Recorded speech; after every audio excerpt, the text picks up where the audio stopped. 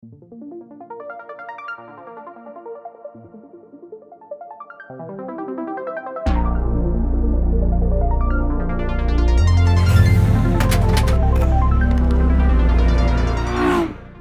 is One Lap Heroes, and we start from the end. The car is there, so if you're just curious to see how the car looks, it's behind me. And there is a reason that we start from the reveal, because for me, the end result is not so important. What is important is to understand the history of the car, and why we made all the choices that we made, and why we embarked in this whole big rebuild here at Track Speed in the last couple of months. I think it's a very interesting story, so stay tuned. It's gonna start from the very, very, very start.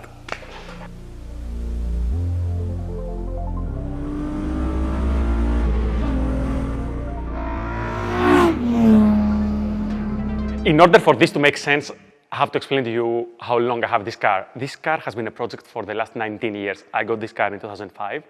It has been completely stock, naturally aspirated 100 horsepower Mazda MX-5. It has been turbo, it has had forced engines, multiple forced engines. It has been driven hard on track from the first day, like I would say the first 24 hours. I took it on track on the first 24 hours that I owned this car. And progressively, the build got a little bit out of hand, and we ended up with a big V6 swap and this cool wide body kit and a big wing and this and that. But it was never the plan. I never wanted this to be like a huge project. It basically was like one small step and another small step and another small step, and we ended up with what we had. However, because the car has done all these things, and I'm saying this more for the people that have not been following the channel. So this car has done One Lap Europe, so 35,000 kilometers around multiple tracks all over Europe. And it has done a couple of very fast, hard laps around the ring. If you have not seen that lap, we are going to link it somewhere there, left or right, so you can actually watch that lap.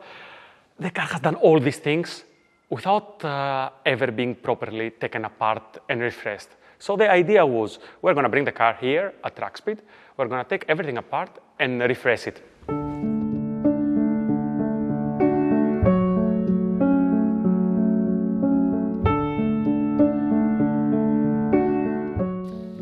Sometimes, because of a very small part, you have to go a very long way, a very, very long way. We are in Greece, it's a circuit, at Track Speed. Track Speed normally works with very high-end cars. You can see next to me like a Huracan STO and a Formula 4 and Radicals behind, and normally they do all kinds of cool track day cars. However, today we are doing a very different project. Labros, why you decided to help me? Please tell them what are we doing and why we are doing it here. With Kostas, we go back a very long time, almost like 15 years or something. We shared a lot of our dreams. We shared tracks, we did track days. And Track Speed was a dream of mine that actually Kostas was one of the first people that I shared it with. And now that it's flesh and bone, it's time to put some real effort on his MX-5 and try to take the stigma off the seat box. I remember when Track Speed was just an idea, you know, and you have all these things in your head about what you want to create here. And it's actually very cool to see like friends grow and actually make their dreams a reality. You have now a very cool facility here next to one of the biggest tracks in Balkans, not just in Greece. And you guys do all kind of cool setup stuff. You do alignment, you do corner weighting, you do all these cool things. Yeah, our core business is car rental at Ceres Circuit. But as business grew and the fleet grew, we had to work on the cars. So we created a workshop, and we also had to do some storage for our customers. So we have now a 750 square meter facility where we do all this kind of stuff for the rental fleet, and also for some selective customers. Now I'm starting to feel a bit special, so I am one of this special few. Guys, I know that I said that everything starts from a very small problem, but what we're doing here is actually quite the opposite. It's very big. Labros, what do you have in mind? You told me a bit about the idea, and I didn't even believe that we can actually do it, but you said bring the car here and we're going to make it happen. So what are we doing in the next couple of weeks? In the next couple of weeks, Kostas Miata will going to be a bare cell. We're going to do a welded FIA roll cage in it. We will try measure the chassis and make it as straight as possible for a 30-year-old chassis. Then it's going to get to the paint shop. We also going to fit some modern IM system for telemetry data and also to monitor the engine. And then we're going to hit the track, hoping for some fast lap times. We're going to see the fruit of our labor. This is exactly it, guys. All these things that you have been commenting like through the years, you know, like all these people that said, you have to put a roll cage in this car, you cannot just have like a roll bar, and all these people that said, how can you drive it without RPM or any kind of data visible there? We're actually going to address all this, and we're going to make it look pretty, which was never really the goal. Like I kind of collected all these parts that I liked, but the car never had like the love, you know, this final you know, like polish that you need in a project like this, because it was always like a work in progress. I think the car is more or less in its final form, and we're just going to clean up everything, make everything look good, put a solid cage so the car is actually safe. And since we're going to tear it completely down to metal and then build it again, I think this is going to be one of the coolest things, because you're going to see the whole car, like how you build, like at least what in my head is my ultimate Miata, how you build it from start to finish. So we're going to start from like a bare shell, and we're going to arrive to a complete finished car, and we're going to take it down on track, and we're going to see how all these things like made some difference. We have quite a lot of work ahead of us, so I think that is enough for an intro. I think me, you, Tassos, we have to actually get to work and try to see how this is going to play out.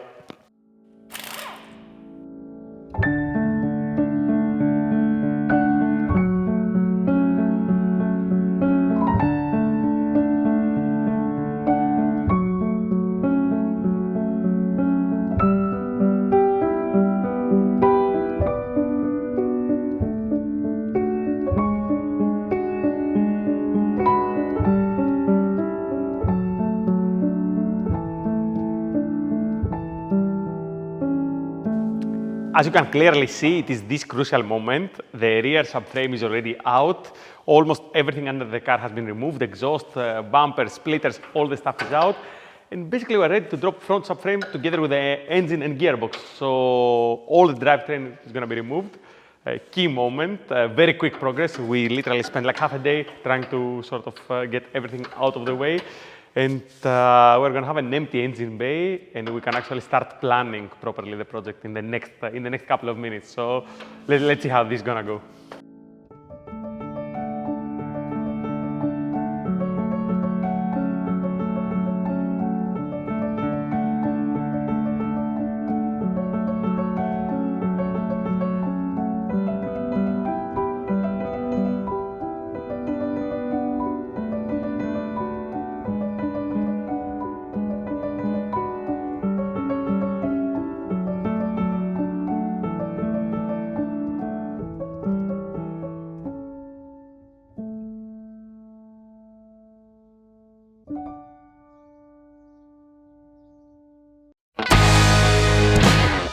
The cool thing about being at Ceres is that there is always action on track.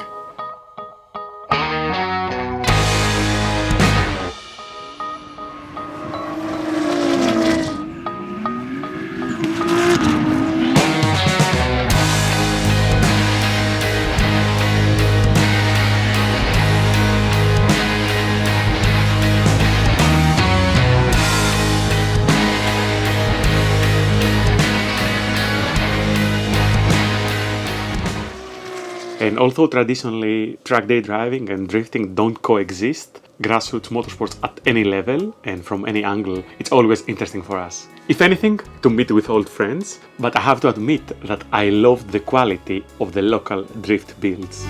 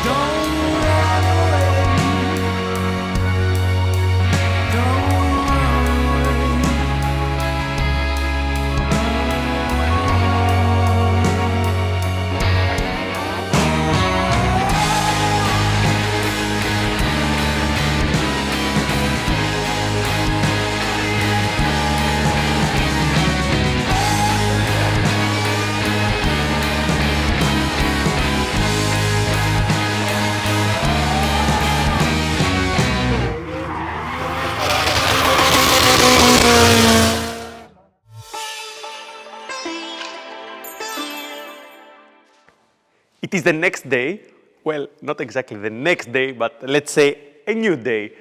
The complete drivetrain is outside of the car, but it's still not completely empty. So we have some interior, dashboard, a couple of missing stuff that has to be removed, and then we will have like a clean chassis. Why we need a complete clean chassis? That is the topic that we're gonna tackle towards the end of the video. So a little bit more removing of parts before we get to the interesting bits.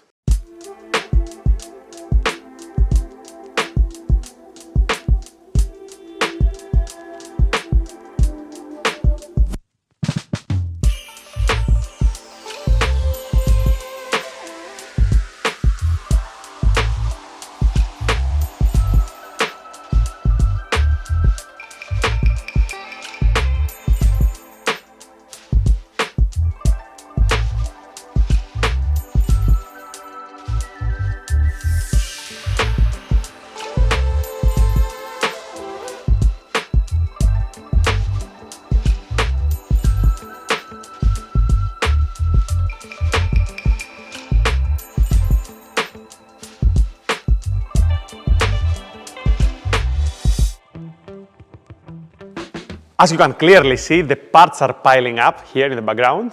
All the body kit is removed, the hardtop is removed, bumpers, and next to me we have a part that marks the end of an era. One of the first upgrades that I did in the car was ordering this roll bar. And especially like back in the day, there were no options locally, nothing you could buy like in Europe. And I had to order this hard dog roll bar, I think from Fly Miata. And it was like a very expensive item back then.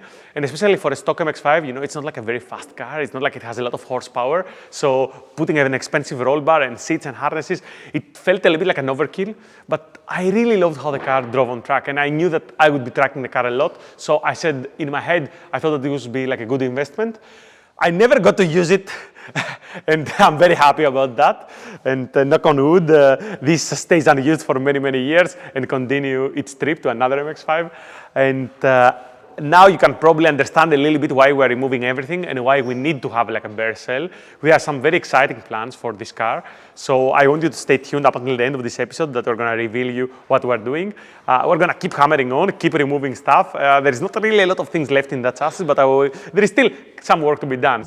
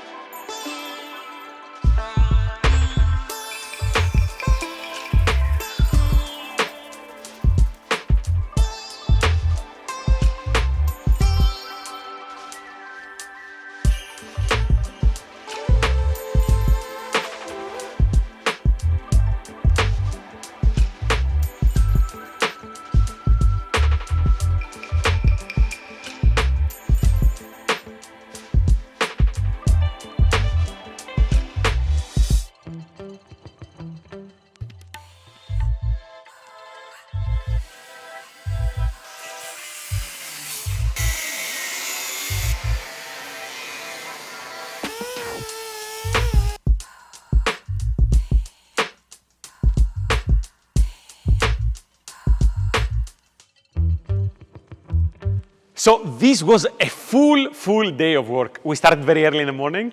It's now late in the evening. We thought that taking the last parts out of the car would be difficult, but not at all. We took fenders, bumpers, all the interior, everything was out in a couple of hours. And then what was actually difficult was starting the preparation of the cell. So basically removing glue, residue, old bodywork, color, all this stuff that doesn't look like it would be a difficult thing, but you have like the guys grinding there, like wheels, sparks flying, manually trying to remove glue from the car. Remember, this is like a 31 years old car. So, and a lot of these body panels, they were never touched. And of course, we found some surprises. So it was very, very interesting doing this. All this stuff is mandatory to have like a perfect bare shell, because after this, it's gonna go to the body shop, it's gonna go in a jig, and they're gonna do some sim welding before we actually do the roll cage work and everything else that has to happen. And painting the car and final assembly is much, much later down the road. So a big thanks to Tassos and Argyris and the whole crew here at Track Speed. A lot of hard work, literally, not from me, from the guys, a lot of manual labor trying to remove glue and getting dirty and trying their hardest to create a perfect surface for welding. And I think when you see the final result, it's going to be very, very, very impressive. And you can also see here, we have some extra help. Argyris, can you? So this is Buka. You might have seen her appear in the videos. She's always helping with all the procedure here. She's mainly checking. She's checking that the work is done properly. Anyway, guys, stay tuned. Huge thanks to the guys. Huge thanks to Track Speed, and we continue tomorrow.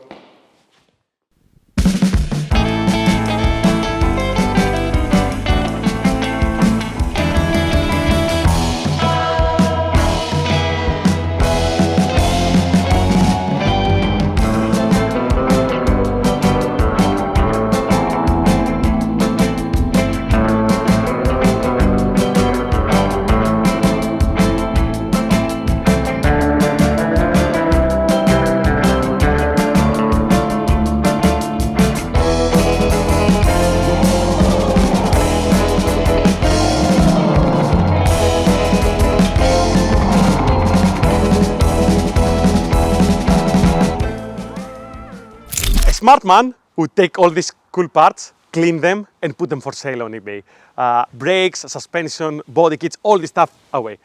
But the other thing, what I really want to do, the reason that I'm here in Track Speed, what has been my plan all along, not a plan that I openly say to myself, you know, but what I really wanted is take advantage of this and create like my ultimate MX-5, create the ultimate version of what I think like a dual-use MX-5 could be.